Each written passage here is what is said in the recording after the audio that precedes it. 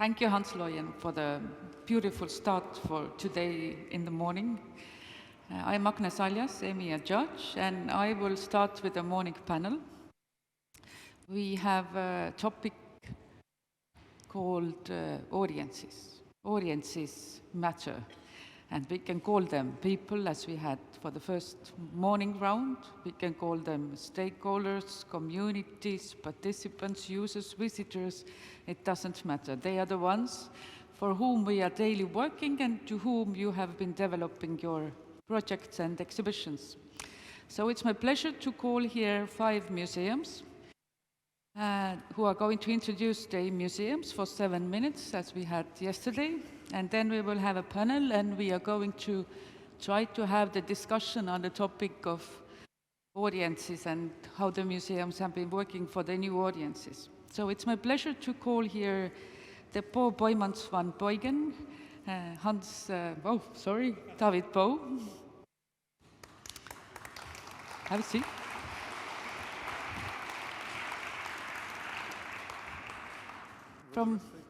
You can sit. Chili D'Alleco from Spain, Mireia Masco Texido from Casa Pantlio from Spain, from here, Maria Berna, Amilcar Vargas from Atelier Audemars Piguet Museum, Sebastián Vivas, and from Olive Museum, Kills, Marin Jarkovic.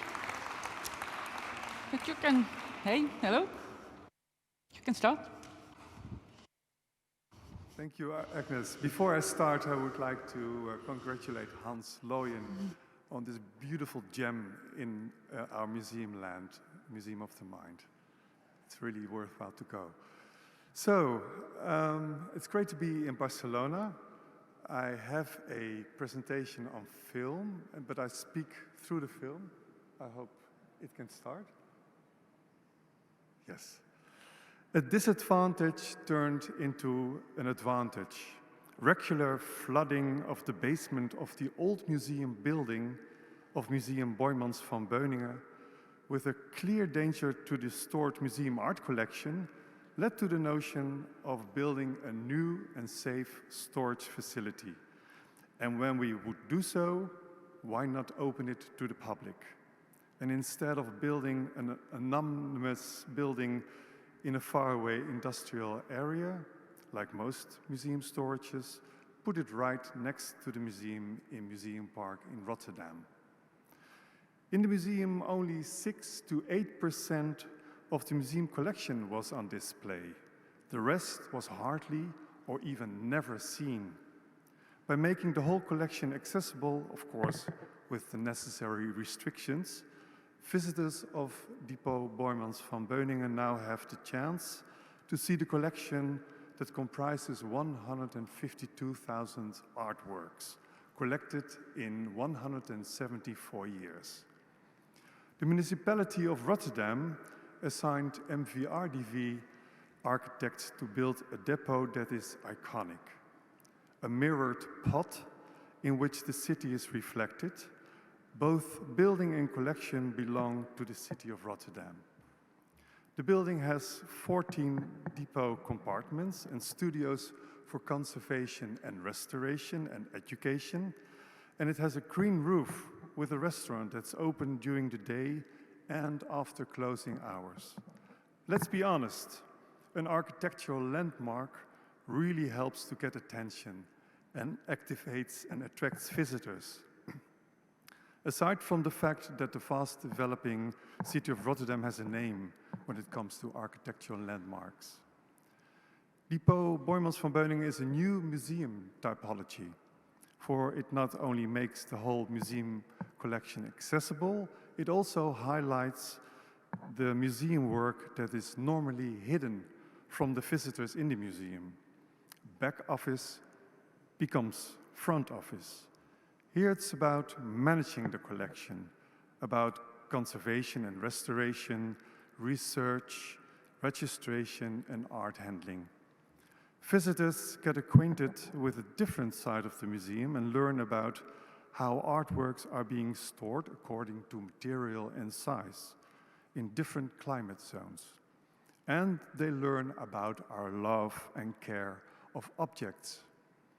The depot also rents out space to private and corporate collections. The concept of collecting is one of the main aspects. Who didn't have a collection as a child or even as an adult, whether it are Barbie dolls, postal stamps, or figurines? Everyone understands the concept of collecting, and that's what we share with the visitors, the love and importance of collecting, making our past and present visible and meaningful with material culture. And added to that, also immaterial culture, stories that are tied to the objects. Knowledge about art is not required here. Interest and curiosity are key. 13 very large glass displays in the huge atrium show art and design from the internationally oriented museum collection. They hold a selection of 7 centuries of Western art, from medieval wooden church statues, paintings, to surrealist and impressionist work, and also contemporary art, applied art, design, and fashion. Every single juxtaposition in the atrium is right. It all works. In 3 gallery spaces, we interact with the visitors and present exhibitions that tell depot stories. For instance, paintings on glass easels that were designed by the incomparable architect and designer Lina Bobardi, with which we test exhibition layouts, and unpacking Boijmans, a project about the colonial past of the museum, which was founded in 1849. This project is about artworks collected at times when slavery was our nation's despicable and shamefully policy, a dark page in our history we're still dealing with today. Curators and collection staff actually engage with visitors and share stories with them about it. For instance, language used to name and explain artworks. What was called generically a landscape is not as innocent as it sounds and seems to be a plantation in Suriname with enslaved women, men, and children. An open dialogue where contexts are being shared with visitors, and normally we did that research behind closed doors and wrote catalogs about it. But now we actually interact with visitors and add their stories and knowledge to ours. And of course, we still write catalogs and started to make online exhibitions. The museum workers that are active in the depot work in plain sight of the visitors and perform their specific tasks, you all know well, like art handling, conservation, and research. A low threshold and a very accessible concept. Unlike in a museum, art history comes in second. Context information is offered through QR codes, like in a regular storage facility, and information made available in an app, which is dynamic and changes on a weekly basis. The museum buildings of Museum Boijmans van Beuningen are currently being renovated and refurbished. But once the museum will reopen to the visitors, both buildings, museum and depot, will function as fraternal twins. Whereas the museum shows exhibitions and present programs, the depot is about the stages that precede and follow up on the curated exhibitions. First we said, what is a museum without a depot? And now we ask ourselves, what is a depot without a museum? We in the museum world are talking for years about what the museum of the future will look like. We at Boijmans van Beuningen are convinced that the concept of a museum together with an open storage comes close to it. But we leave it to the visitors to decide. Thank you. I will ask you a question.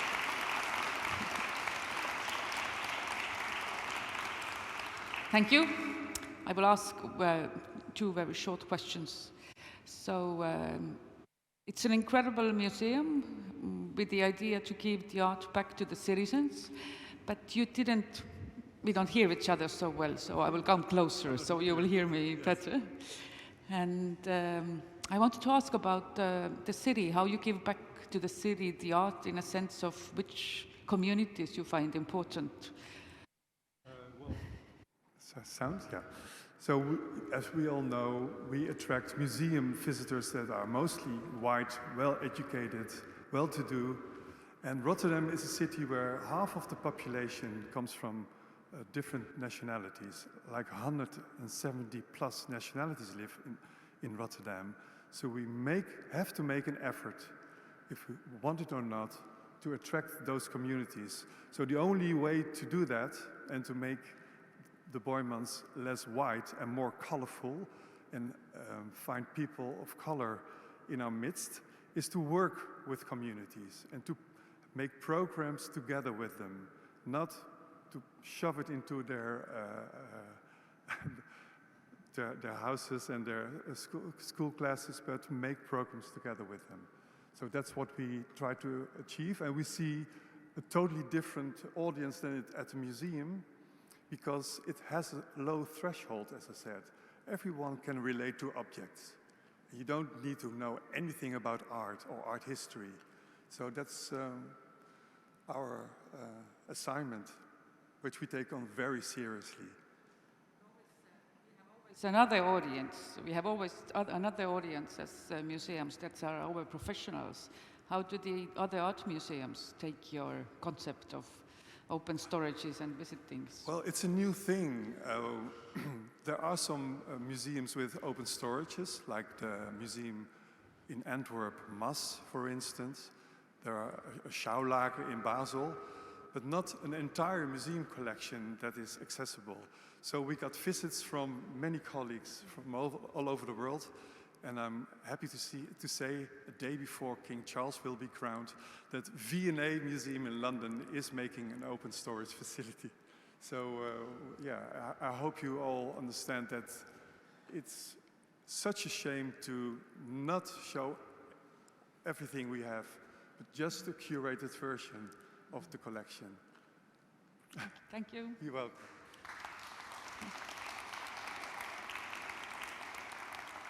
And next presentation will come from Chile Daleco. Merera Massague takes Yado.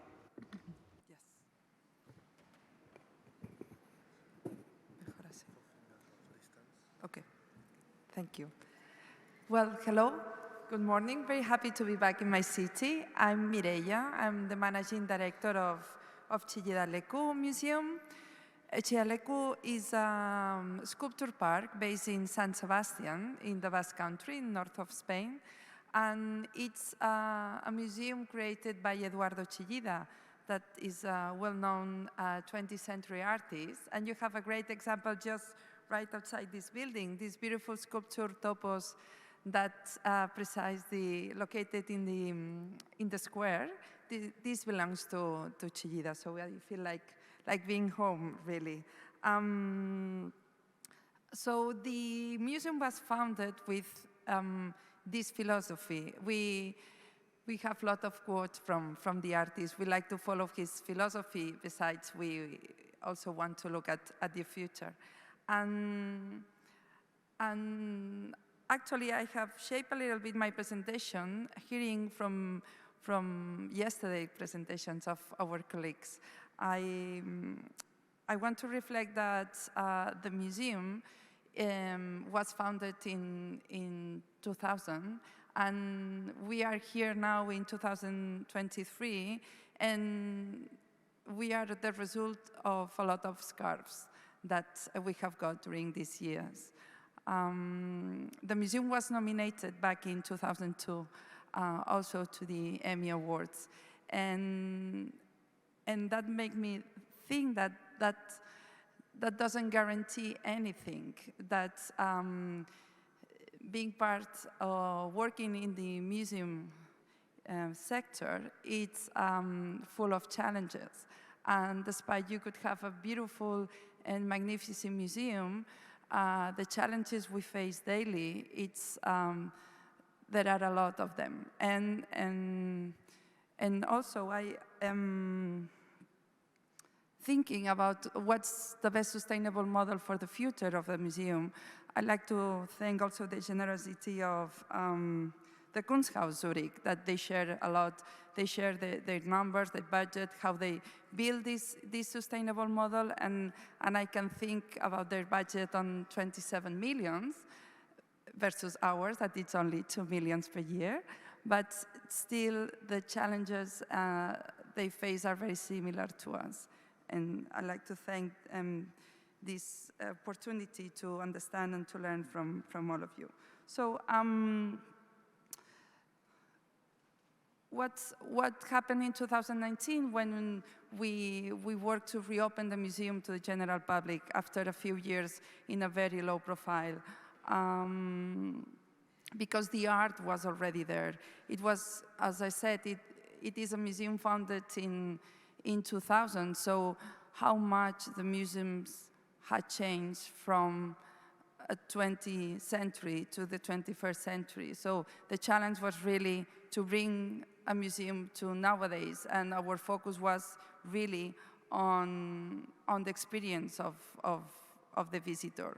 So of course, we improve the facilities, we give new shapes to the store, to the restaurant. So it was really about how to look again to the future. As being a monographic museum could be challenging sometimes. Of course, we have, the artists let us a legacy that for us is very easy to follow, but the challenge is how to have a continuity and how to engage again with the contemporary art and the contemporary daily life. He left us a lot of projects linked to human rights, to helping building the new Basque Country after the dictatorship in Spain. And even in Europe, this is a great example, for example, of a work installed in Germany that symbolized the reunification of the two Germanys. So with these premises, we work towards a new vision, a new mission for the museum, inspired by his work and his thoughts. A lot of his works are a meeting place, a place of welcome and a refuge. And as I said, there's a lot of ethical content, and he seeks to promote the dialogue between the society. So for this reason, for us, the focus is obviously in our the focus is being relevant for your community. Otherwise, it doesn't make sense to be open and welcome people. I truly believe that to be global, to have a wider audience, you have to be relevant for your local audiences. Of course, we have this exhibition program focused on Chillida, but we also embrace having new artists. So this is really a novelty, and this brings us the opportunity to access to new audiences as well. Of course, educational and cultural programs are one of the pillars. We take advantage of these fields, the forest, the outdoors, and especially it was hard to reopen in 2019 and have the pandemic hit on us like we all felt. But again, being a sculpture park, it felt like an advantage sometimes. And also social program and community building. this is part of our focus nowadays. I think that Aina from the Footwear Museum talked yesterday brightly about how to engage with the locals, and this is a great example that I think we have a lot of similarities, and it's a great example, of course, to follow. And the new opportunities we have on the future is the centennial of the artist, of course. In 2024, Chillida will be the birth of 100 years birth of Chillida. So it's going to be again an opportunity to connect with the new generations that probably never heard about him sometimes, and to find new paths to bring new audiences to the museum. And thank you for having us. And I will finish with a video. When we thought about bringing a video to the EMYA, we thought about inviting our stakeholders to talk in our behalf. We thought that it was the best to hear them, how they feel about this new Chillida Leco. Thank you.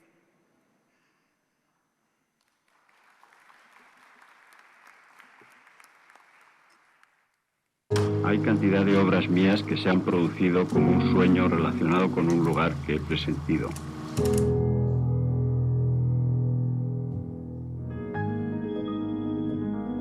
The moment in which my father discovered this place, it was for him very special. For him, this was his little Basque country. We see the place which the pieces were created, but it's also curated by the artist. And I think this museum explains very well the idea of a museum in the 21st century. I think today musealizing means preserving, keeping it alive. So what we try to do with the garden is to keep it separate from the art. So the art is important, so it should be not disrupted by a thing. It's also really nice to be able to see artworks from artists like Miro, Tapies, Louis Bourgeois. And I think it's also remarkable the work that the museum makes in the field of mediation and education with young audiences, with families, with children.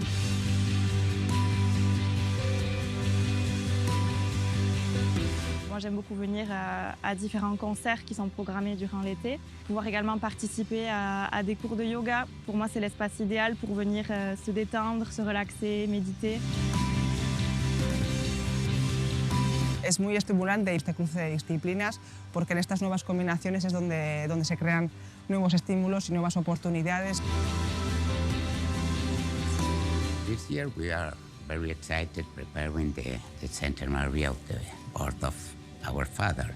He was like a tree, with his roots here in his country, but with his arms open to the world. So in this new Chillida Leco, we are working with Hauser and Birth together, and with this kind of project at this centenary, we could make many things that we are really excited on that.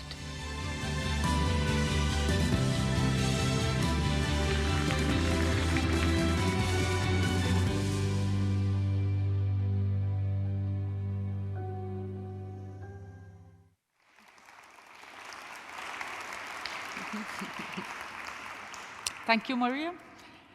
You do a great job. You are an incredible museum as a site. Just a short question. As you are a center of creativity for all the different communities who you involve, does the art history discourse put you any boundaries for being creative with different audiences, different people? Do you see something? The artist. Huh? Could No. you repeat it? You are a center of creativity. Yes. But does the art discourse put you any boundaries in your work for putting people to be more creative? No, I think Good. that, of course not. I think that Working with contemporary art is just the opposite. It helps you to break boundaries and to experience and to explore new things. This is the opportunity we have working with contemporary art. Thank you. I will give the stage to next presentation from Casa Batlló, Maria Bernard and Amilcar Vargas.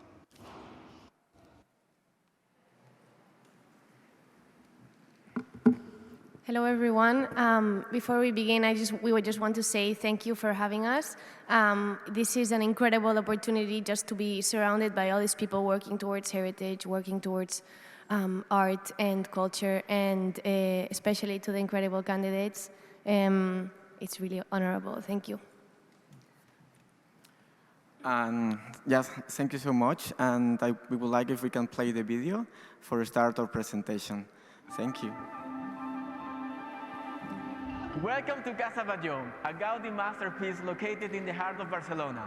A theme whose purpose is to make people happy through art. A World Heritage Site that is living its most glorious moment since its creation in 1906. Would you like to know why? We have reinvented our cultural experience with a multisensory visit that uses technology to amplify the magic of Casa Batlló in a completely restored building. A visit that preserves the past, challenges the present, and curates the future. An internationally awarded experience that was born with one objective: to reach the hearts of our visitors. Apart from a regular visit, we offer innovative cultural experiences that go beyond the regular visit to a monument, always putting people at the center. We create different and varied content, such as books, documentaries, and exhibitions, with a common denominator, valuing Gaudí's legacy. At Casa Batlló, we work to bring the magic of Gaudí to the youngest visitors, attractively and educationally. We also support the training of new professionals by participating in the UNESCO World Heritage Volunteers and through our apprenticeship program. Moreover, we are proud to be the first World Heritage Site to have a neurodivergent visitor care team, a long-term project committed to the employment inclusion that today is our main social focus. Our organizational model adopts a humanistic approach named TIL, based on the proposals of French author Frédéric Laloux, a horizontal model that involves employees in decision-making processes and encourages their creative development, implementing personal growth and well-being. We raise awareness of European values, such as human rights and democracy, with campaigns and special facade illuminations, supporting movements such as the LGBTQI+ Pride, Autism Day, among others. Our challenges moving forward are to continue bringing heritage closer to a global audience from diverse cultural backgrounds, to promote local artisans and traditions, and to bring Casa Batlló closer to Barcelona's citizens, because it is an integral part to the city's cultural heritage. Our biggest challenge, however, is to contribute to the betterment of humanity. We commit to continue making people happy through art by creating opportunities for individuals and communities to engage and experience art in meaningful ways.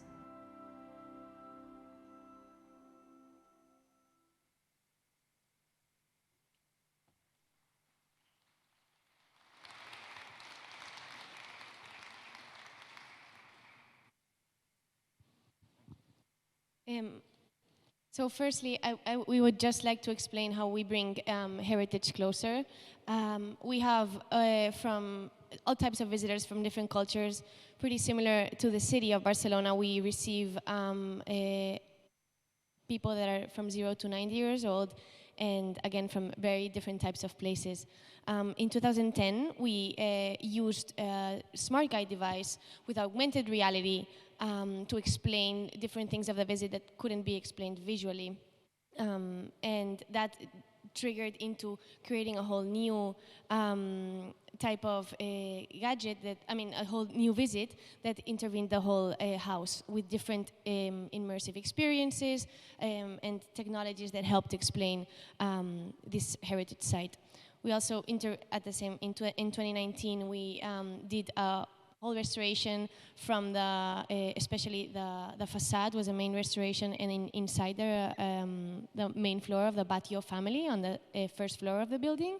And it was a huge challenge to show how we were restoring the building. So really the visit was a visit of the restoration more than it was the visit of the house.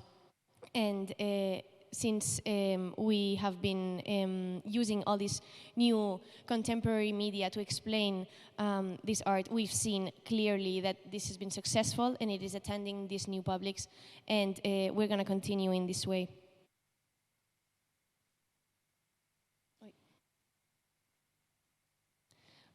The second and most, or maybe the most important part is how we connect, especially to the city of Barcelona.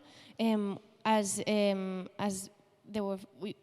you've mentioned before, and most of you have lived through it, the pandemic was a huge hit for the city. We, of course, were very affected by it, and given that we are a very touristic city and we are a landmark in the city, which gave us a very clear perspective of there's something that we're not doing right, and we need to refocus and find a way to connect with the local community. So attending that issue, also in the spirit of Gaudi, he was very collaborative, and one of the reasons why his name is what it was today is because of all the people behind him during his time alive and after it. So what we are trying to do now is to create closer ties with all different Barcelona entities, public and private, and specifically in the space of art and science, which is where Barcelona has its biggest differential, and we're trying to create those connections. Just 2 days ago, we had a presentation at the Design Hub that if any of you haven't been, we also recommend. They're doing this exhibition called Digital Impact, and one of the artists that is exhibiting at the exhibition, Rafik Anadol, we've worked with him before, and he did one of our experiences. So we're just gonna continue in this space. Thank you. And last but not least, one of the things we will continue doing is fostering local craft and traditions. Casa Batlló is a World Heritage Site and is very proud of its roots, but understands that it has to update and upgrade the experience to the current and contemporary circumstances and society.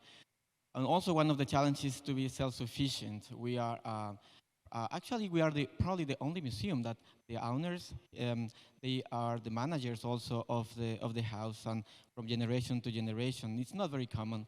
So self-sufficiency is one of our biggest challenge. And last but not least, the biggest challenge we have, and I think all of us in this room, is to the commitment with humanity. Any of us working in the museum sector, we have the purpose of serving people, because without people, there are not museums and there are not heritage. So if we don't put, and that's what we do, we must to put the people at the center, and we must to put the commitment with the current and the future generations, and we're very proud to share this with all of you. Thank you so much.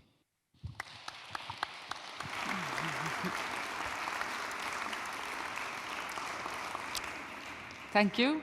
You have incredible building. I managed to visit it yesterday, and the storytelling goes a lot through the audio guide, which you have in, I don't know, maybe 20 languages. How many visitors don't use the audio guide was, I think, the one thing what I wanted to know. Do you know, is there people who go without audio guides to the building? Oh, you don't hear me. The sound here is very terrible, I have to confess. Do you have any visitors who go without audio guide to museum? Yes. Yes. Actually, well, our audio guide is in 15 different languages, but some of the people, they want to have a different experience. So they have the visit without the audio guide, and they have their own guides, or they are self-guided. Of course, we have the For deaf people, we have the audio guide in text, so they can read the visit. Yeah, so we have the chance of visiting the house without the audio guide. And the 3D animation and the audio guide, does it have any boundaries? What Well, it doesn't help you to do? Like, I know you do a lot of digital content creation, so how is the situation in the sense that how well it matches to the storytelling in the end?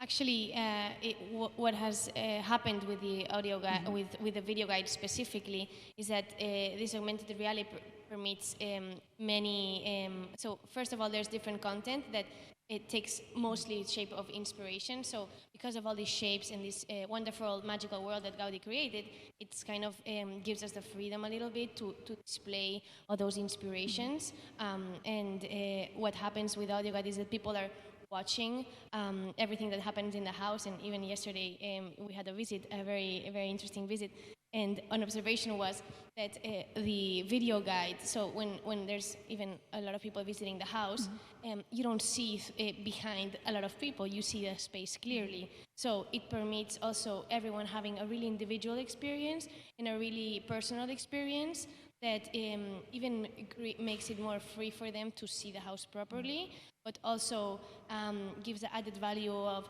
seeing directly, visually, that inspiration from Gaudi. So of the sound, you have it's just more multisensorial, and we believe it achieves a better explanation of the building. Yeah.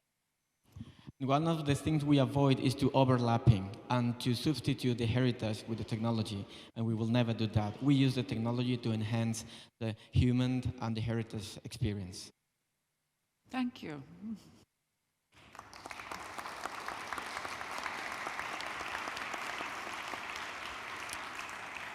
And for the introduction, Atelier Audemars Piguet Museum, Sebastián Vivas.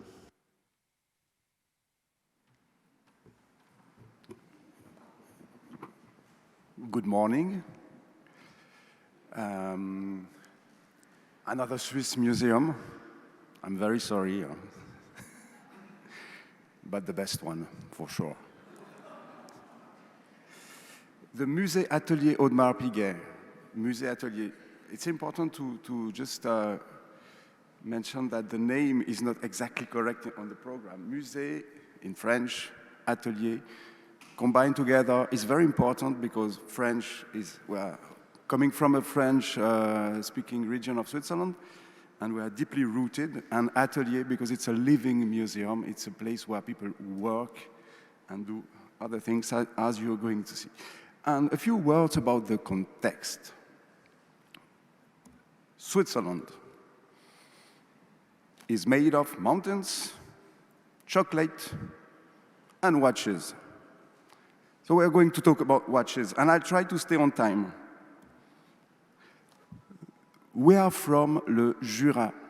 It's a chain of mountains. There's a small valley named the Vallée de Joux, isolated, close to France, 1,000 meters high, and where the most complicated watchmaking movements have been produced for the last 200 years.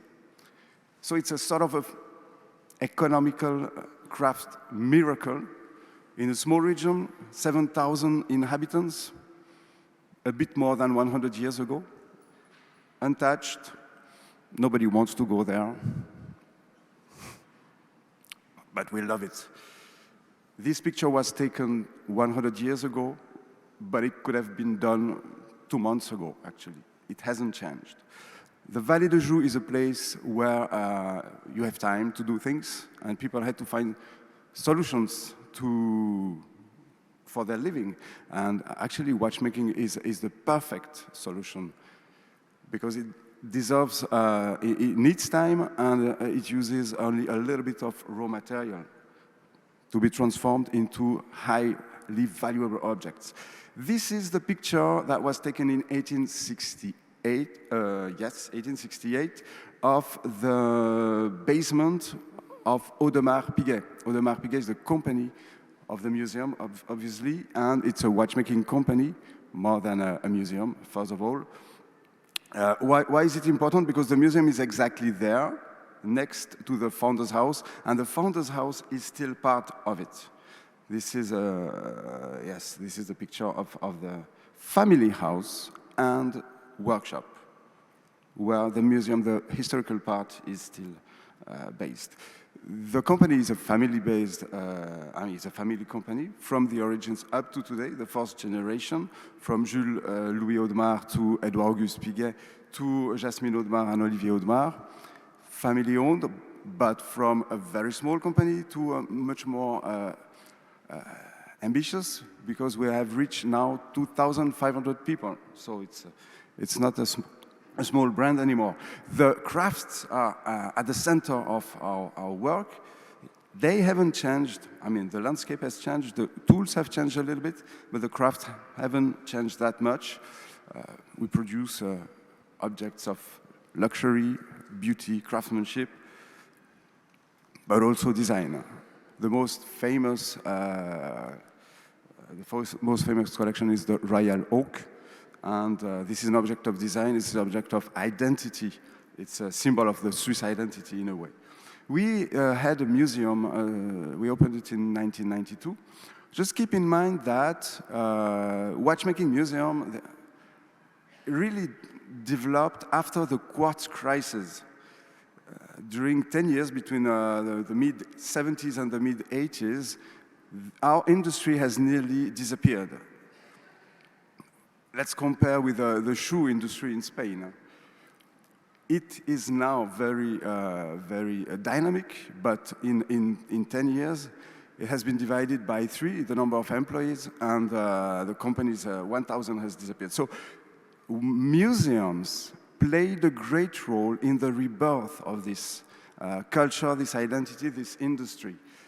We made one, like many others made museums, because they permit to talk about the link between the past and the future. The objects we are building today are made to last for centuries, and we are one of the last industries who do that, long-term objects. We decided that our museum was good, but not enough, so we should do something better. We started 10 years ago with 3 words: transmission, family, oxymoron. Transmission, actually, if you don't transmit the know-hows, the objects die. They cannot be repaired, they cannot be restored. So transmission of know-hows, absolutely. Passion, culture, transmission of history. This is really obvious for a museum audience. Family, the people are at the center. Everybody says the same thing. Yes, we agree that the people are important.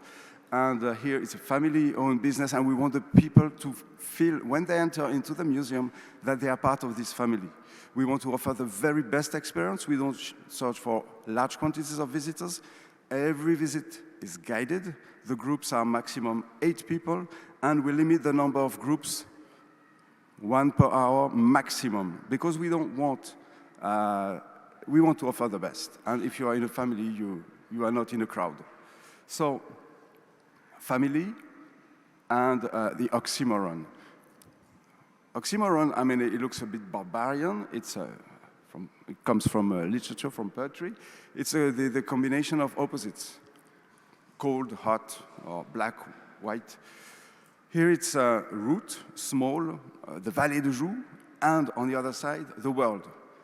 The watches that has been produced in the Vallée de Joux were nearly never sold in the Vallée de Joux. They are in Hong Kong, they are in Barcelona, in Tokyo, in New York, etc. So small, rooted, and open to the world, but also the past, the future, etc. You'll see what it means. The program is sort of ambitious for a small museum like ours.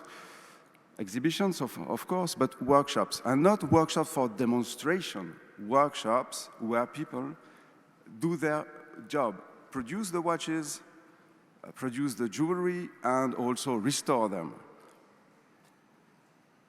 The Founders Hall, where people meet, the lounge, master classes, the archives, etc., etc. We opened a competition, watchmaking, an architecture competition. Actually, I wanted to have to organize a museography competition, but it doesn't exist. So it was a museography and architecture, and Bjarke Ingels, big, from Denmark, won the competition by showing us this 3D rendering in 2013. When we saw that, we understood that something special was there, because it really answers the request. It's playing with the time, with the landscape. It's new. It's the oxymoron. It's combining all the old building and the new one, and it's paying tribute also to the old building.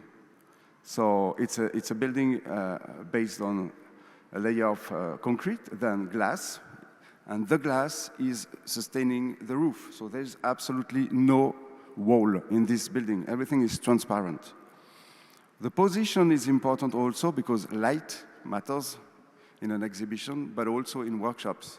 So the light is coming from, the museum is facing north, so that there's never direct light, neither on watches nor on watchmakers. We started with a story, and then this story was distorted by the architect to create this shape. So the shape is not referring to anything like a spiral or whatever. It's just the result of the program, of the competition, and the story that we are telling.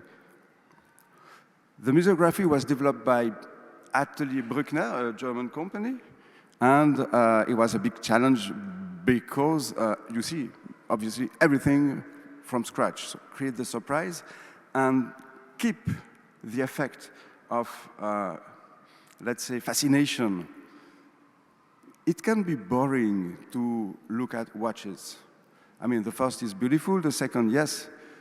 After 100 watches, whew, yeah, this one is nice, but okay, now it's time to go. So we try to bring this magic and to keep it alive with an effect of surprise, and writing the story like a musical sheet was the solution of Atelier Bruckner. We worked with local artisans for the construction as much as we could, but it was actually also international in terms of fabrication, because glass, curved glass, supporting 470 tons of ceiling could not be done in the Vallée de Joux. This is the picture that shows the center of the museum, the complication room. Every room has a different scenography, and you see at the back the watchmakers.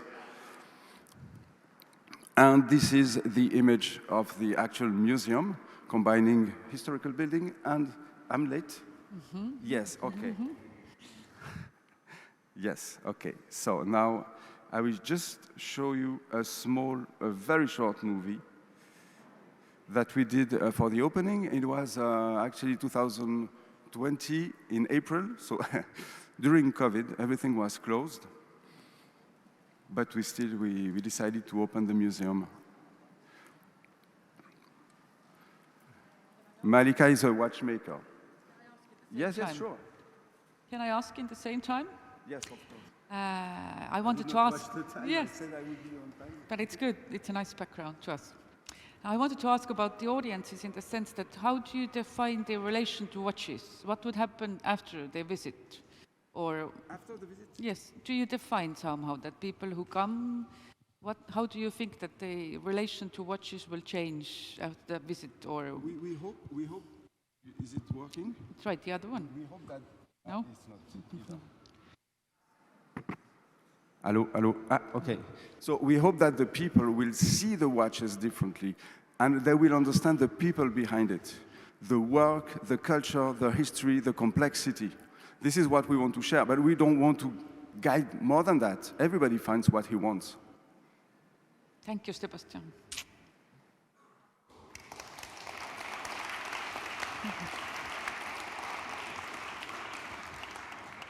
And the last museum for the introduction is Olive Museum, Klis from Croatia, Martin Jerkovic.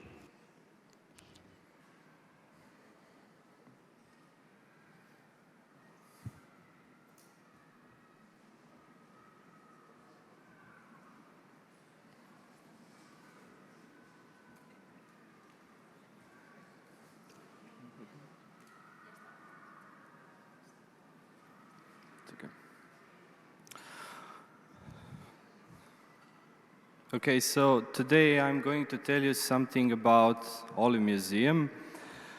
This story started about more than 20 years ago, and it was on the island called Mljet, a beautiful island near Dubrovnik, one of our most famous cities.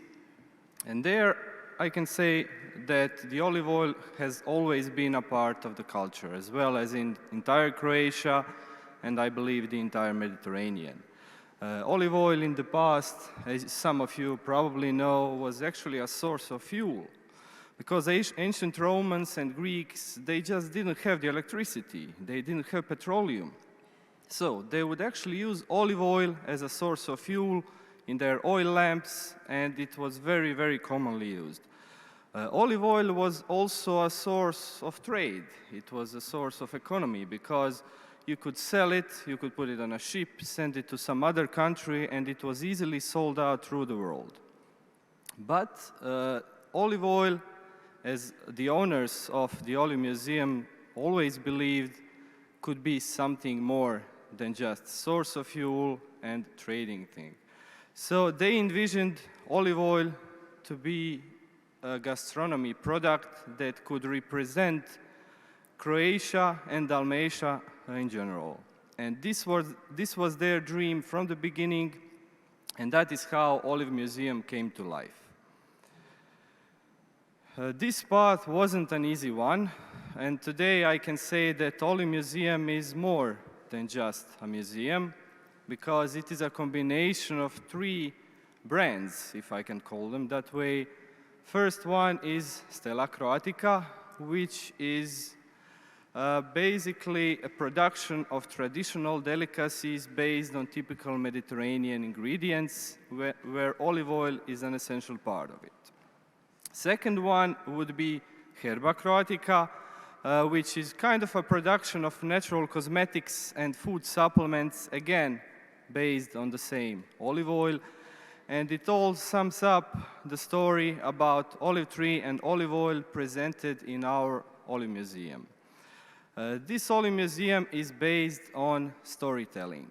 So every visitor of our complex gets a guided tour throughout the complex where we use their time to explain them about our tradition. We use olive as a starting point, but it is much more than just that.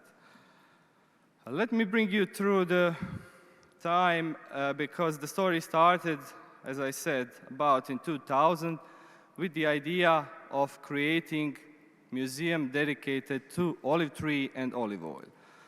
But as you can see, it wasn't an easy task, and it was riddled with problems and solutions, which I'm going to mention in the later part of my presentation. So it actually started as a family business on that island, but because of certain issues, the complex was moved to Klis. The first building of the complex was the production of gastrodelicacies, which is not run by machines. Inside that factory, we have local women and men who still hand-produce and hand-pack traditional delicacies. Today, present day, we have the entire complex as an all-round story, with the storytelling being its highlight. So let me mention some of the problems the owners ran into through all these years, because I'm a friend of the family and I know about all the problems they had with establishing this Olive Museum. First one was, you need to understand this, back in 2000, Croatia just went through the War of Independence, which was done in 1995. So Croatia was slowly starting to recover regarding the tourist flow.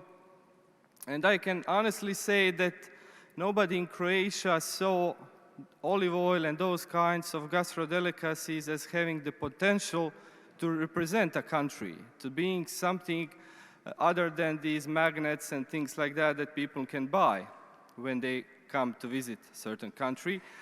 So that is exactly what was the focus of the owners. They really believed in the possibility of olive oil and those kinds of products becoming a representative of their country. And they started the production of these delicacies based on figs, almonds, olives, oranges, lemon, and those kinds of ingredients. Second problem was that the infrastructure on the island Mljet was inadequate because it is actually our national park. So you cannot build a factory inside a national park and do whatever you want. So they had to move to a different location. And they chose Klis, which is just near Split, one of our most famous cities. And that solution was very brave at the time because Klis was nowhere to be found on the tourist maps. Even Split wasn't that famous as it is nowadays. So they moved the production there because they recognized the potential of the hinterland that it could have in the future. Later on, in the formative years of the Olive Museum, the biggest problem was that Split became too popular. And because of the sun and sea everyone is interested in, all those agencies, all those guests arriving to Croatia, to Dalmatia, they went to Split and nearby islands. Even the tourist workers who should promote cultural landmarks sent everybody to Split and the islands. So it was a big, big issue to start the promotion of the culture-themed museums and attractions. And we did that by slowly connecting to local authorities, by visiting those foreign agencies, promoting Olive Museum as a place to bring their guests to. The key decision was actually, when creating the entire complex, to expand the additional contents inside. So we created a botanical collection in coordination with Botanical Garden in Zagreb, our capital, and we also built an olive exhibition inside our complex. And that olive exhibition was only beginning of the dream, because we just couldn't find the experts who could help us do it in the right way. So we invited Ethnographic Museum in Split, and those experts helped us out in the beginning. And this exhibition, even though it wasn't what we envisioned, it showed that it has a huge potential because all the visitors were interested in the story about olive tree and olive oil. So it showed us that we really, really needed Olive Museum. Then came one of the biggest issues. In Croatia, we just couldn't find the experts who would be able to design this kind of small thematic museum. So we had to travel to France, because you all know that France has so many interesting, nice, small, beautiful museums. We went there and we found some experts. We invited them to Klis and we told them the story behind the Olive Museum. And they decided they will create this museum for us. And then came COVID-19. Again, a big issue. All tourism stopped, nobody traveled. It was a very, very bad situation for us, but we kept being determined, and we worked hard on bringing up the level of presentation in our complex, because we were certain we are on the right path. And then after the COVID-19 phase, we were able to construct and open Olive Museum, and suddenly it was a huge, huge hit, because all the agencies recognized it as being something very important for our culture, and they started bringing tourists. But also local elementary schools recognized this Olive Museum as being an excellent representative of our cultural heritage, and they started bringing local children who could come to the Olive Museum and learn something about the olive oil. Nowadays, we have already received many awards for our Olive Museum, and we are mostly proud that we were able to include all those different audiences, the young ones and the old ones, and they all accepted this idea behind the Olive Museum. So, nothing to say further, but that I would love to see you be our guests, so I invite all of you to visit us sometimes. Thank you.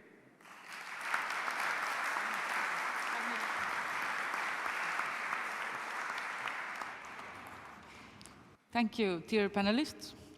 As you saw, we have 5 incredible museum sites with incredible building and importance work that they do for the locals, visitors, tourists from more far away.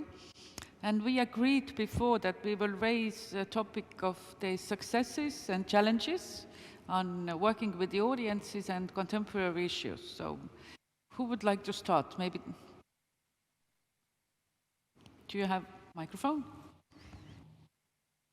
What examples would you bring up from the depot? Do you hear me?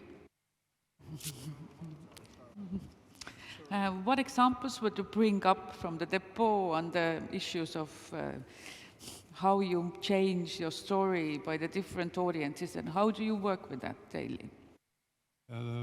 We don't only have storage rooms, but we also have exhibition spaces, gallery spaces. So we try to make various exhibitions and an active program to attract as many different visitors as possible. And also we would like to see them back. Because once you go to a storage facility, you have seen it, right? You think. But it's our challenge to make it up to par and to present various new exhibitions and programs. Would you bring an example on new curatorship methods you use or audiences you bring? Well, I told you about 2 projects already we did. And now we have a South African composer and opera maker, Neo Moyanga. And he's making rehearsals with choirs, with singers from local singers from Rotterdam, from various communities. And he's making an opera in the depot about the depot. And the whole process of his work with this choir is open to the public to see and to experience. And he will give some performances in coming June, so to shed a different light on what we do at the depot. So it's important to bring in different cultural disciplines and blur the lines.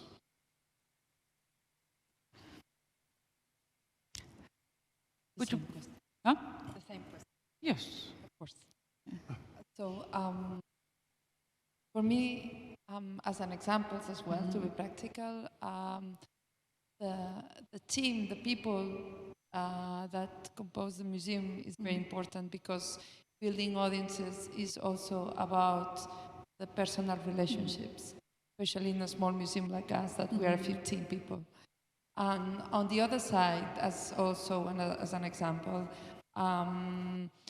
the standards of the artists inviting to show an exhibition are very high. So to engage with the local artist community, we invite them to deliver workshops and cultural programs in the museum. So it's a way of approaching these local artists to feel them part of the museum as well, as a contemporary art museum, but is also a way of delivering also high standard quality workshops for the audiences. So they got taught directly by the artists themselves. So this is a very good experience we are having right now. How do people react, in a sense that, do you find any challenges if you have a person who's not really having an art background, for example? How do they cope with that? Oh, I feel that being a sculpture park, it helps a lot to break this wall from the perspective that the art or contemporary art is not appealing to me, because we are not in a white room for walls, and this is a very good introduction to the art. As well, Chillidas and a sculptor did these big curtain steel sculptures or granites that we encourage people to touch, not jump, not escalate, not just touch them, but that makes you feel very close to it. And it's a different approach to the art. I feel sometimes difficult not to touch things in other museums myself. But I think that this sculpture particular is very easy to enter in. And this also facilitates our job. Thank you. In our case, people are waiting to know about Gaudí, to know about the architecture of Antoni Gaudí and the history he put in the architecture of Casa Batlló. And we have a museum experience that includes the analogical and digital components as well. And for those who want to know more, we have also digital material, and we prepare tailor-made visits to enhance different aspects that some visitors they would like to know. That includes schools, universities, other museum managers or World Heritage Sites managers. For reaching all these audiences, we allowed and we encourage people to feel, not just with their eyes and with their hands, but also with their nose, with their feet, to interact with the heritage itself and to live a really completely immersive experience. And we are developing with research, mostly research, new ways to approach the visitors with implementing technology to enhance this experience, using artificial intelligence, new developing technologies, as Antoni Gaudí did 100 years ago, just adding the innovation to the tradition.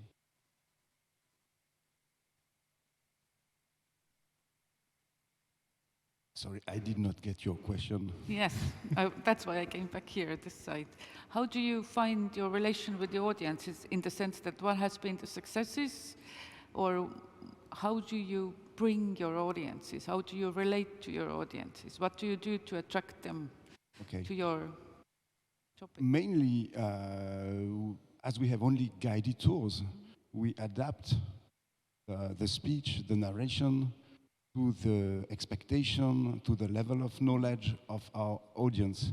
And this is absolutely key for us. Every tour is different from the others. And the challenge is when you have a group which is not very homogeneous, with someone who is absolutely a great collector, who knows everything about, with his wife and his children, and then you have to find the balance. But that's about human relation, and that's the way we deal with it. And it's also, there are a lot of experiences where people can do a screw or do things with their hands. So it's playful, and this is where we attract also the audience by the emotion. Same question? So I can relate to my colleague from Switzerland because we also only do guided tours, and just to make you understand, inside our complex we have production area, we have a small distillery out in the open, we have nice botanical gardens, soil museum, finally concept store, and we take our guests through the entire guided tour, which lasts about 30 minutes. And I can really say that it is not easy to grasp everyone's attention in the same way, because on one side we have local elementary school children, and on the other side we have adults, tourists. Even with the tourists, there are different sections, different groups of people, because, for example, we talk about the tradition of Croatian way of life, of Mediterranean way of life, and there needs to be one kind of story for people who are from the Mediterranean. For example, if somebody comes from Spain, you will not tell him or her the same kind of story as to somebody who comes from Asia, because that man or woman from Spain already knows about that way of life. So you need to adjust to your audience to the level of, let's say, their English as well. So you need to be very interactive, and that's what we strive to do. Because I always tell to my guides who work in our complex never to say the same story to everyone. So it needs to be different every time. You need to adjust to your audience, and you need to adjust the level of your interpretation to the right topic. Thank you. Yes? Yeah. What we do to understand our audience, we start with a coffee. That's very simple. And introducing ourselves, and everybody introduces himself. It takes 15 minutes, and then the tone is yet nearly there. That's where I wanted to conclude and say to my good panel, thank you. Yes? No? No, thank you. There's one more comment. And just the last announcement before we leave the table. We have cards with invitations to visit Casa Batlló. We will left in the registration desk. So any of you, probably many of you already have one. I gave it to you. But if someone doesn't have or wants more, we will put these more than 100 double invitations at the reception desk so you can visit Casa Batlló after EMYA until the end of May. Well, you can come back to Barcelona. And the second announcement, talking about how to engage these new audiences, tonight, since 9:30 p.m. up to 11:30 p.m., every 30 minutes, we will have a digital art, public art projected freely in the facade of Casa Batlló. And it's a really interesting way of how we raise awareness about beauty, digital art in a public and open for any citizen to leave Casa Batlló. So from outside and from inside, you're invited to join us. Thank you. I want to finish. I would just finish the panel because Juan Roque also wants to say something as an announcement. Yes. No, I will finish the panel and then you will have it. Sorry, just 2 phrases. We go to coffee with you as it was suggested. We are going to talk to each other and let's take from the panel the idea that we have different people and different audiences. It's good. If we talk to them, it makes our work much easier. Have a good coffee break. Juan Roque, please. Thank you. So